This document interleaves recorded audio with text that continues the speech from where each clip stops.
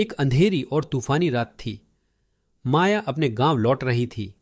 रास्ता सुनसान था, सिर्फ हल्की बारिश की बूंदें और पत्तों की सरसराहट उसकी संगत कर रही थीं। अचानक उसकी नज़र एक पुराने खंडहर जैसे मकान पर पड़ी, जिसके बारे में उसने कई कहानियां सुन रखी थीं। गांव वाले कहते थे कि उस घर में एक अजीब आत्मा रहती है जो कभी किसी को नहीं बख्शती। माया के मन में डर के साथ साथ एक अजीब सी जिज्ञासा जाग उठी। उसके कदम खुद ब खुद उस खंडहर की ओर बढ़ने लगे। जैसे ही उसने उस घर के पास जाकर दरवाजे को छुआ, दरवाजा धीरे धीरे खुद ही खुल गया। अंदर अंधेरा था, पर अचानक उसे एक हल्की सी लाइट दिखाई दी। वह हिम्मत करके अंदर चली गई। अंदर का नजारा उसके रोंगटे खड़े कर देने वाला था।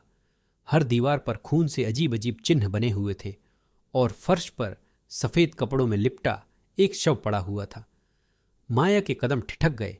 तभी अचानक एक ठंडी हवा का झोंका आया और दरवाजा जोर से बंद हो गया। माया का दिल तेजी से धड़कने लगा। वह भागने का सोच ही रही थी कि तभी उसे किसी की भारी सांसें सुनाई देने लगीं। माया ने पलटकर देखा तो एक छाया उसकी ओर बढ़ रही थी। उसके बाल खुले हुए थे, चेहरे पर लंबी लंबी झुर्रियां थीं और आंखें काली हो चुकी थीं।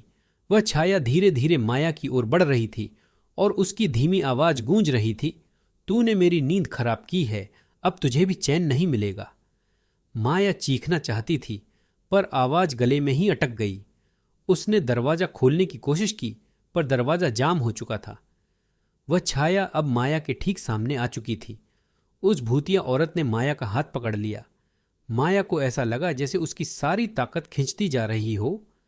तभी माया को अपनी मां की दी हुई छोटी सी मूर्ति याद आई, जिसे उसने हमेशा अपने पास रखा था। उसने कांपते हाथों से वो मूर्ति निकाली और भूत की ओर बढ़ा दी।